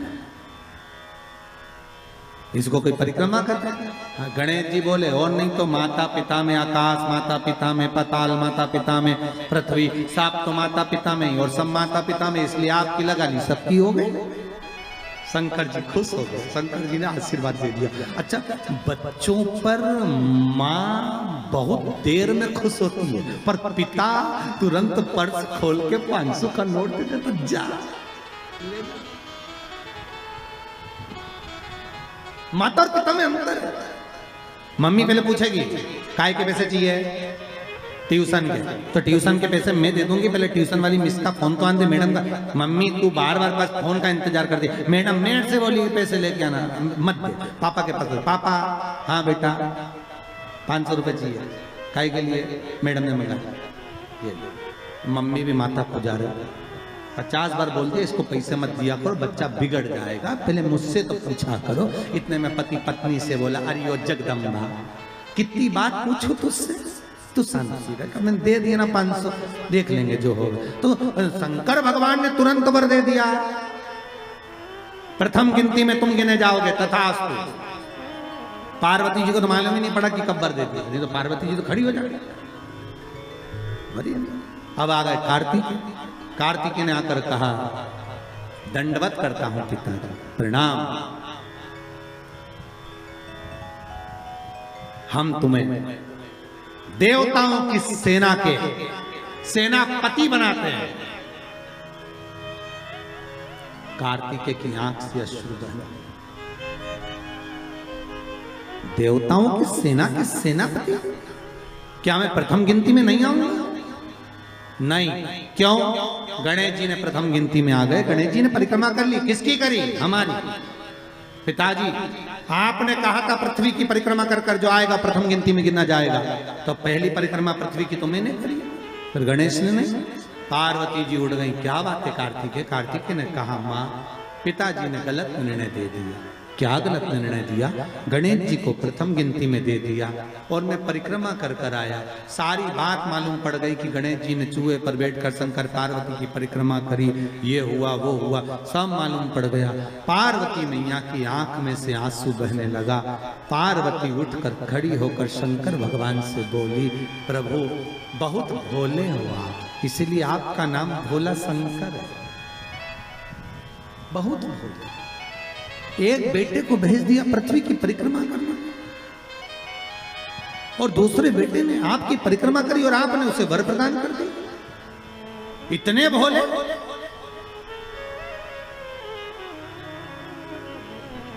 पुत्रों में भेद कर दिया।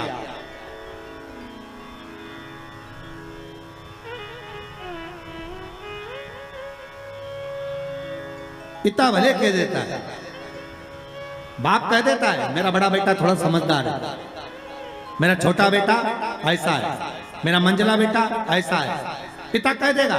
पर माँ हमेशा कह देगी नहीं नहीं, मैंने बराबर का दूध पिलाया है, मेरे 4 बेटे 5 बेटे 6 बेटे 7 बेटे 3 बेटे 2 बेटे मेरे सब बराबर।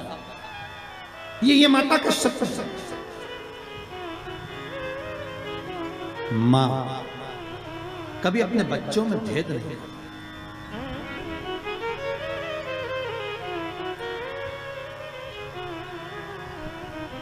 पूत कपूत सुने हैं पर ना माता सुनी कुमाता।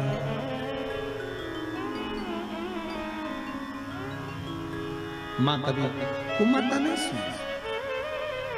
पूत कपूत हो सकता पर मां मां है। जगत जननी मां पार्वती खड़ी हो गई और इस कथा से बहुत सीखने को मिलता है। शिव महापुराण का यह चरित्र बहुत सिखाने के लिए है कि माता पिता की दृष्टि में कभी बच्चों के प्रति भेद न करना। कभी मत कहना, माँ से निवेदन है कि मेरा बड़ा बेटा अच्छा कि छोटा अच्छा, मंझला अच्छा कि संजला अच्छा, कभी मत कहना। क्यों? क्योंकि गेंद कभी भी किसी भी पाले में जा सकती है और किसी भी बहू से पाला पड़ सकता है। आप कभी मत करो। आपके 4-5 बच्चे हैं, आप हमेशा अच्छा बोलो मेरे बच्चे सब बढ़िया, बड़ा बेटा बहुत बढ़िया, बड़ी बहू बहुत बढ़िया, छोटी बहू बहुत बढ़िया, उससे छोटी बहुत बढ़िया, उससे छोटी बहुत बढ़िया। क्यों? अपने को करना क्या, जिस बहू के यहाँ जाओ रबड़ी खाओ वापिस आ जाओ। अपन बुरा भला करना।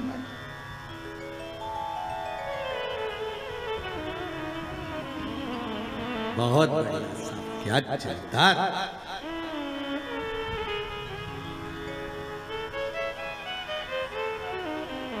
बहुत जोरदार था, बहुत। मेरी बड़ी बहू बहुत बढ़िया, क्या जोरदार कपड़े सिलती है, क्या जोरदार दाल बघारती है। छोटी बहुत बढ़िया बच्चों को पढ़ाती है, इतनी बढ़िया पढ़ाने में सब बच्चों को लेके बैठ जाती, पढ़ा लेती है। उससे छोटी क्या मांडना मांडती, क्या कपड़े सिलती। उससे छोटी वो भी बहुत जोरदार भोजन पकवान बनाती। जब माँ तारीफ करे तो उसके लिए सब बराबर, सब। जैसे शंकर भगवान कहाँ रहते हैं? जम के बोलिए शमशान। शमशान शिव जी का धाम, जहां पर सबकी शान सम है, उसी का नाम शमशान है। शमशान में जो जाता है वो रात का ढेर बन जाता है। रात का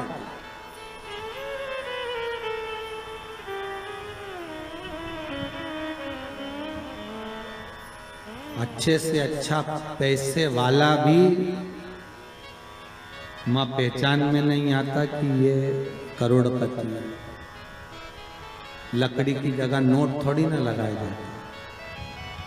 और गरीब भी है ना तो वहां पहचान में नहीं आता कि ये गरीब है। वहां तो एक जैसी चादर है, सफेद कपड़ा उड़ा दिया, लाल कपड़ा उड़ा दिया, चिता पर सुला दिया, आग लग गई, एक जैसी।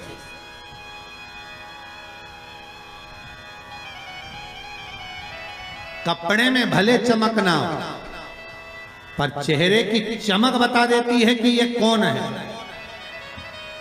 फिर वही बात कहूंगा, क्रीम की चमक 15 दिन 20 दिन 1 महीने रहेगी, पर अच्छे कर्म की चमक जीवन पर्यंत रहेगी। आपका कर्म हमेशा चमकता रहेगा। आप अच्छे कर्म करते रहिए, दान पुण्य सत्कर्म भजन कीर्तन स्मरण, ये श्वास चली ना चली, अंतिम श्वास कौन सी है किसको मालूम? 21,600 श्वास में से आखिरी सांस कौन सी है किसी को नहीं मालूम। अंतिम श्वास कौन सी है ये किसी को मालूम। थोड़ा रिटर्न बढ़ाइए भाई। अंतिम सांस कौन सी है ये किसको मालूम है?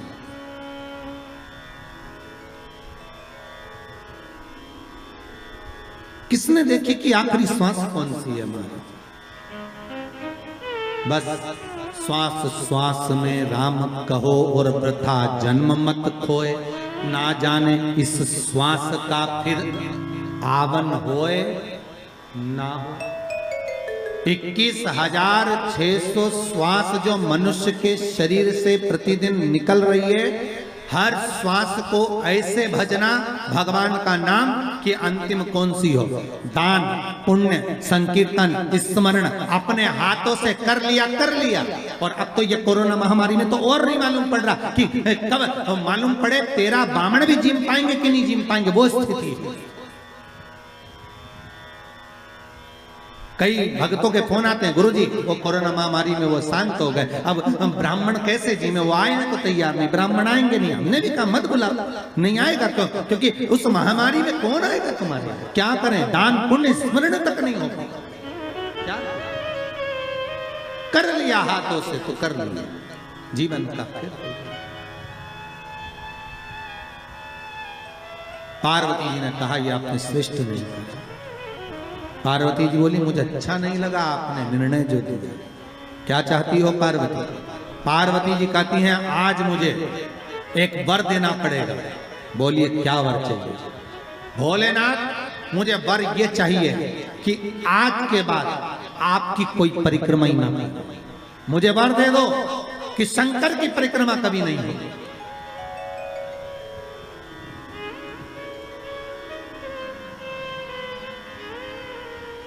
शिव की परिक्रमा का विधान नहीं होगा।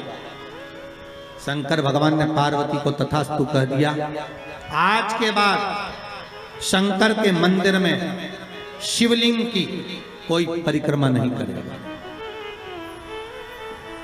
कभी आपने करते हुए देखा किसी को? नहीं। शंकर की परिक्रमा होगी तो आधी यहां से चालू होगी, वहां तक जाओगे फिर वापस आगे।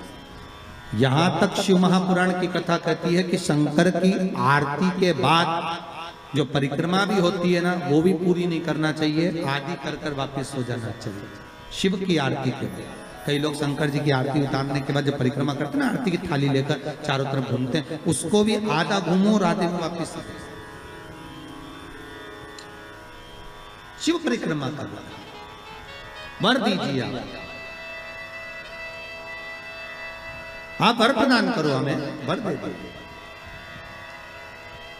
पार्वती मैं तुझे वर देता हूं कि शिव की परिक्रमा आप कोई नहीं करे, और अगर शंकर की परिक्रमा कोई भूल से भी करेगा तो उसको दोष लगेगा, उसका पुण्य छिन्न होगा।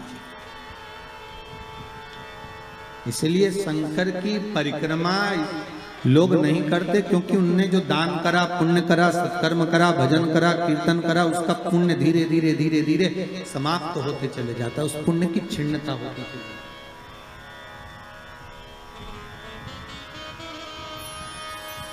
नहीं। पार्वती जी बोली प्रभु हम एक मेरा निवेदन स्वीकार करेंगे, बोलो क्या बात है। पार्वती जी बोलती हैं आपने गणेश जी को प्रथम पद दिया है, तो इस कार्तिकेय को भी प्रथम पद प्रदान करिए। शिवजी बोले ये नहीं हो सकता, क्योंकि प्रथम पद एक ही होता है। प्रथम पद केवल एक होगा और वो एक पद मैंने प्रदान कर दिया, अब मैं दूसरा पद कैसे दे सकता? मैं दूसरा पद कैसे प्रदान कर सकता? मैं दूसरा पद कैसे दे सकता? पार्वती एक काम हो सकता, बोलिए प्रभु मैं कार्तिकेय को कुछ ऐसा बना देता हूं कि जहां पर गणेश प्रथम पद में रहेगा तो ये कार्तिकेय भी प्रथम पद में पूजा जाएगा। बना दीजिए। भगवान शंकर ने कार्तिकेय को श्रीफल का निर्माण कर दिया, स्कंद पुराण का क्या बनाया है? श्रीफल, नारियल। ये नारियल किसका प्रतिबिंब है? तो कहा ये कार्तिकेय जी का प्रतिबिंब है। किसका प्रतिबिंब है? कार्तिकेय जी का। तो गणेश जी की पूजन जो कलश के रूप में होती है तो उसके ऊपर जो श्रीफल रखाता है वो स्कंददेव है, कार्तिकेय। वो स्कंददेव, वो कार्तिकेय।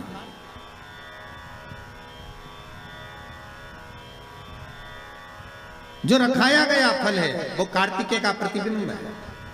अगर प्रथम में गणेश पूजाएगा तो ये कार्तिकेय पूजाएगा। इसलिए श्रीफल महाराज, श्रीफल कार्तिकेय का प्रतिबिंब है। सारी 33 कोटि देवताओं की सेना का सेनापति कार्तिकेय सारे ग्रहों को शांत करने के लिए, कार्य को सिद्ध करने के लिए, कार्य की सफलता के लिए, व्यक्ति की मनोकामना पूर्ण करने के लिए कलश के ऊपर क्या रखा जाता है? जम के बोलिए, नारियल, श्रीफल रखा जाता है, जो कार्य की सफलता प्रदान।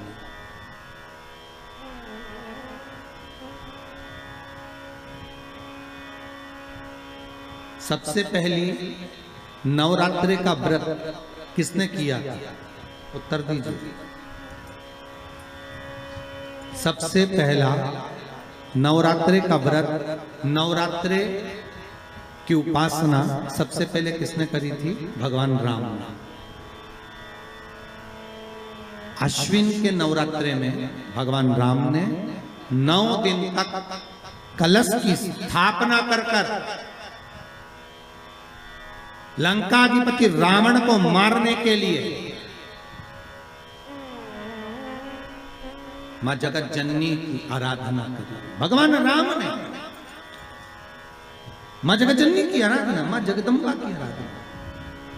और कहते हैं मेरे राम ने प्रतिदिन मां आद्यशक्ति को निमंत्रण दिया और मां जगत जननी से विनती निवेदन कर कहा कि आपको प्रतिदिन आना पड़ेगा। इसलिए देवी भागवत में लिखा है कि नवरात्रि में एक दिन, जैसे प्रतिपदा है, पहला दिन है तो एक कन्या का पूजन करो, द्वितीया है तो 2 कन्या का पूजन करो, तृतीया है तो 3 कन्या का पूजन करो, चतुर्थी है तो 4 कन्या का पूजन करो, पंचमी है 5 कन्या का पूजन करो, छठ है 6 कन्या का पूजन करो, सप्तमी है 7 कन्या का पूजन करो, अष्टमी है 8 कन्या का पूजन करो, नवमी है, जम के बोलो, 9 कन्याओं का पूजन करो।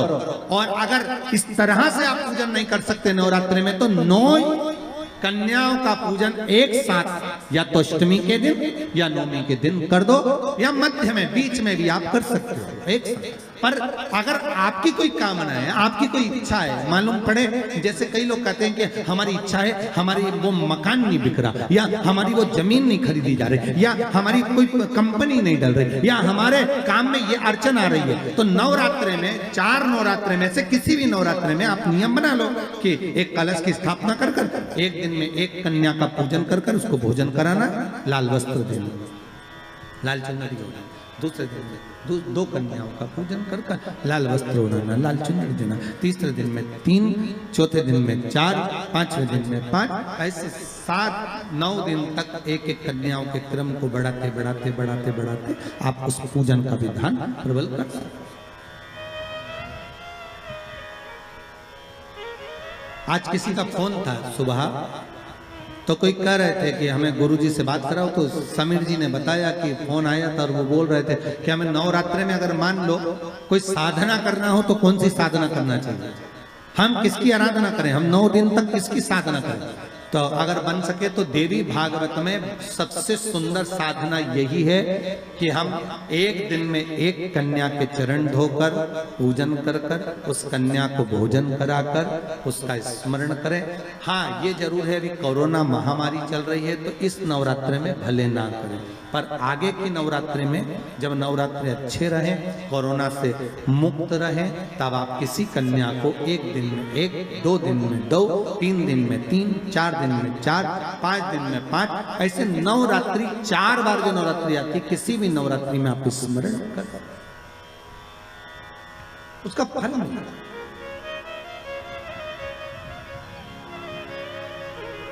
उसका फल होगा।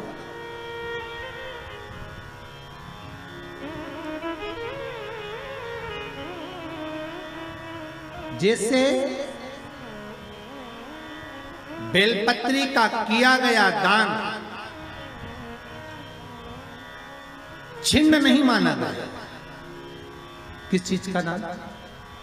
जम के बोलिए जरा। बेलपत्री। बेलपत्री का किया गया दान छिन्न दान नहीं है, समाप्ति नहीं होती। बेलपत्री अगर आपने कोई आपसे कहा जी जी तुम्हारे यहाँ बेलपत्री लगी है, जरा 8-10 दे दोगी क्या? बिल्कुल। और उससे कहो बेलपत्र तू मत तोड़, हम तोड़ कर देते, और अपने हाथ से बेलपत्र निकालकर उसको दो दान। ये छिन्न दान नहीं है, ये समाप्त नहीं होता। ये बेलपत्र का दान अविरल दान बढ़ता है।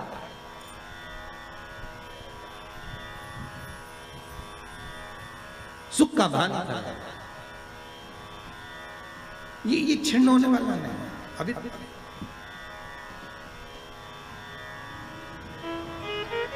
हम जजमानों को भी कई बार कहते हैं कि आप लोग तो बड़े धनभागी हो, शिव महापुराण की कथा जैसे अभी इस परिवार में हो रही है, हम तो इनसे भी कहेंगे कि आपके पूर्वजों का कोई पुण्य होगा। साफ सारी पुराणे, सारे शास्त्र 7 पीढ़ी को तार देते हैं। शिव महापुराण के लिए स्कंद पुराण में कहा ये 71 पीढ़ी को तार देती है। 71 पीढ़ी तर जाती है मात्र एक बार शिव शंकर की कथा का स्मरण करने पर, शिव महापुराण को श्रवण करने पर 71 पीढ़ी।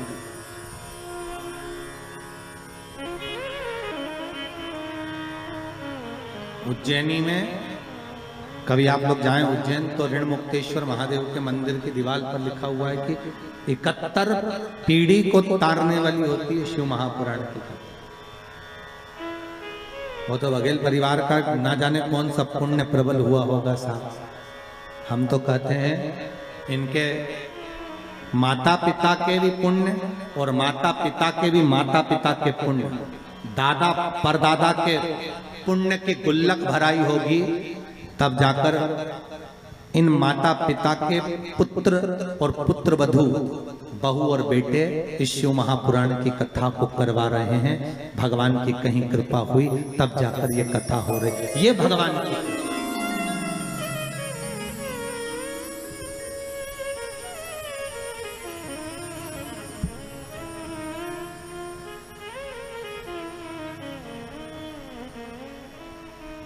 प्रभु की कृपा बिना नहीं हो सकती।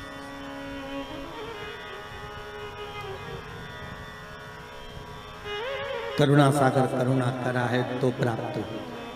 कथा आती है, देवराज नाम का ब्राह्मण था। ब्राह्मण पर कर्म छोड़ दिया था, ब्राह्मण का कर्म से वंचित था।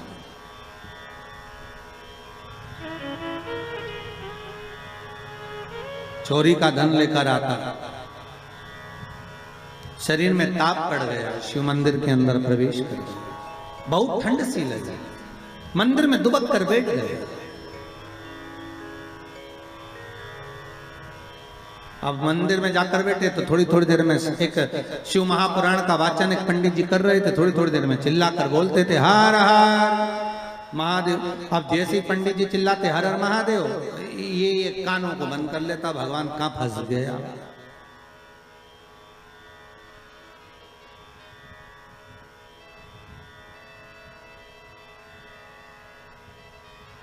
अच्छा, कोई शिव महापुराण की कथा भी पुराण की कथा ही है। शंकर की कथा में जितने भी आते हैं सब गणों से कम थोड़ी ना। शंकर बाचने, शिव पुराण को बाचने वाले भी शिव और शंकर के साथ रहने वाले भी गण ही हैं। और जितने श्रोता वो भी शंकर ही हैं, तो सब शिव का ही तो स्वरूप है। अब इनको साधना, फिर कथा रस तत्व को श्रवण करना।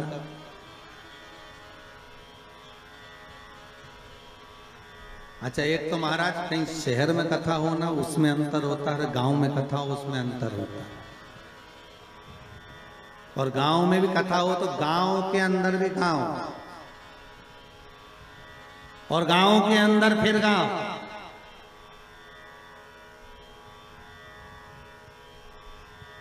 और फिर वो पांडे तारा, और उसके अंदर फिर कथा, वो भी शंकर की। अच्छा, जितने लोग आ रहे होंगे ना तुम लोग बाहर से गाड़ियां ले लेके तुम सोच तो रहे होगे कहाँ कथा। अच्छा, पहले रानीगंज पहुंचो, रानीगंज से फिर पांडे तारा पहुंचो, फिर पांडे तारा पहुंच के कथा ढूंढो, हो कहाँ रही। तुम किसी को मत ढूंढो, तुम तो बघेल को पकड़ इनको कथा हो ढूंढो। शिव की कृपा है, शंकर की। अब देवराज धन लेकर बैठा तो था, पर कथा में मन नहीं लग रहा था उसको। तो महाराज जैसे ही बोले ना हर हर महादेव, तो इसको आए कुछ। अच्छा, कोई पुण्य भागी होता है ना, जिसके मन में भगवान की भक्ति का प्रतिबिंब होता है ना, उसको कथा में बड़ी रुचि आती है, उसका मन कथा में लग जाता है। और जिसके भीतर पाप भरा होता है ना, बस उसको तो अगर भजन भी कहा है, कोई कथा भी सुना है, तो भी मन नहीं लगे। बताओ, नींद आ रही है तो अच्छा, तुम भी कम थोड़ी ना कथा में आए होगे, उससे पहले चाय डकार के आए होगे, निपटा के चाय माय पी के तैयार मैयार होके सौंफ सुपारी सब खा के फिर अलमस्त होके फिर कथा में बैठे। कोई तुम साधारण हो? तुम भी चतुर। और तो और जेब में लेके भी बैठे हो, कहीं का महाराज होगा, अगर नींद भी आएगी तो थोड़े एक आध कट खाता। वो तुम तो बहुत चतुर हो। अब देवराज तो कथा सुनने के लिए बैठा, उसकी चित्तवृत्ति में, अब वो तो कथा सुनना नहीं था, केवल चोरी का सामान लेकर जा रहा था, चुप कर बैठा हुआ था। जो महाराज चिल्ला, इसको तो भागा यहाँ से, भागा आगे जाकर शरीर में ताप था, गिर गया, चक्कर खाकर मर गया, प्राण छूट गए। 5 मिनट भी नहीं, केवल 2 मिनट की शिव महापुराण की कथा सुनी थी। शिव महापुराण की कथा कहती है देवराज के प्राण छूटे, शंकर भगवान नंदी लेकर आ गए। यमराज पाड़े पर चढ़कर आया, शंकर नंदी पर चढ़कर आया। तो यमराज ने पूछा, भोलेनाथ आप? शिव जी बोले, हाँ, तू कैसे आया? यमराज बोले, देवराज को लेने के लिए आया। देवराज को लेने? हाँ। क्यों? तो बोले, इसने पापी पाप करा, इसने पुण्य करा ही, इसलिए इसको लेकर जाना। यमराज बोले, इसको लेकर मैं ही जाऊंगा। शंकर भगवान बोले, इसने एक पुण्य करा है। क्या? 2 मिनट की शिव महापुराण की कथा सुनी। तो यमराज बोले, 2 मिनट में कुछ होता है? तो शंकर भगवान बोले, 2 मिनट में मैं तेरे को जहर की पुड़िया देता, देख निपटे कि नहीं निपटे। जब 2 मिनट में जहर खा के व्यक्ति मर सकता है, तो 2 मिनट में शिव महापुराण कर सुनकर तर नहीं सकता। 2 मिनट में जहर खाया और मर गया, तो 2 मिनट की शिव महापुराण, तो प्रभु 2 मिनट में क्या? शंकर भगवान बोले, तो लेखा अभी देखे नी मरे तो ठीक। यमराज बोले कि तुम हमें निपटाने में तुले हो, तुम ये सोच रहे हो कि हम मर जाए। शंकर भगवान बोले, या तो जहर खाकर सिद्ध कर दे कि 2 मिनट में मरा, या फिर सिद्ध ये कर दे कि ये 2 मिनट में तरा। तो यमराज बोले, रहने दो दादा, हम तो अपने घर चले, तुम इसको ले जाओ। शंकर जी ने देवराज के प्राणों को लिया और नंदी पर बिठाया, और शंकर भगवान नंदी लेके डमरू बजाते बजाते कैलाश पे पहुंच गए। तो पार्वती जी ने पूछा, किसको लिया है? शंकर भगवान बोले, अपना भगत है। पार्वती जी बोली, इतने कम है पांडे तारा, ये ढेर इतने कम थे और पकड़ के लिया है। शंकर भगवान बोले, ये तो मेरे भगत है। जो शंकर की कथा को श्रवण करता है, शिव महापुराण को दिल से सुन लेता है, शंकर कहते हैं वो बैकुंठ नहीं, शंकर कहते हैं मेरे कैलाश पर हमेशा रहता है, मेरे साथ में रहता है। वो सहज कहां हो सकता, ये मेरे अपने।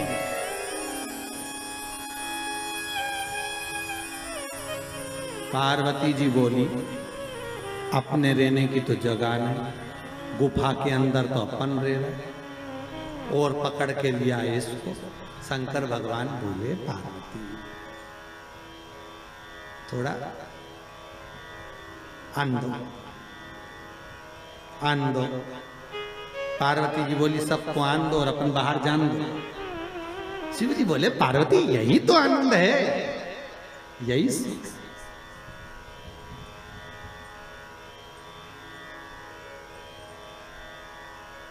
पहले ऐसा होता था, आप लोगों को तो मालूम है कि नहीं मालूम, पर गांव में तो पहले ऐसा था, हमारे शहरों में भी था कि मेहमान आते थे, वो अंदर सोते थे और घर के लोग बाहर। पहले से नहीं, चलो बाहर खटिया लो, सो। देवराज समय आया, आगे वर्णन आया। महाराज शिव महापुराण की कथा कहती है, एक बिंदुक नाम का ब्राह्मण, वो भी अपने कर्म से वंचित था। महाराज वो भी अपने कर्म से, इसकी पत्नी का नाम था चंचुला देवी, और चंचुला देवी जो पति के प्राण पानी में डूबने से चले गए, बिंदु चंचुला शंकर की कथा सुनकर उसने भी अपने प्राणों को त्याग दिया। शिव जी के पार्वती की दासी बनकर रह रही थी। मन में शंकर की रुचि भाव था। पार्वती जी ने पूछ लिया, तुम मौन क्यों? मुझे कथा सुना। पति का मुक्ति हो जाए, पति का मोक्ष हो जाए, प्रेत योनि से छूट जाए, उसके लिए क्या करा जाए? पार्वती जी ने कहा, शिव महापुराण की कथा करवाओ। तुमरुका जी को जाकर निवेदन करा। तुमरुका जी ने शिव महापुराण की कथा का रसास्वादन कराया। आपको फिर निवेदन करूंगा, ये तुमरुका नाम कोई साधारण नहीं। फिर कहूंगा, जिस नारी का गर्भ ना ठेरता हो, सफेद आंकड़े की जड़ लाकर शंकर भगवान पर से 21 बार घुमाकर रजस्वला धर्म के 7वें दिन उस जड़ को शिव मंदिर में लाल धागे में बांध लो कमर में, और महाराज बाबा भोलेनाथ जी से विनय करो, बाबा चाहेगा तो 3-4 महीने में गर्भ ठेर ही जाएगा शिव की कृपा से।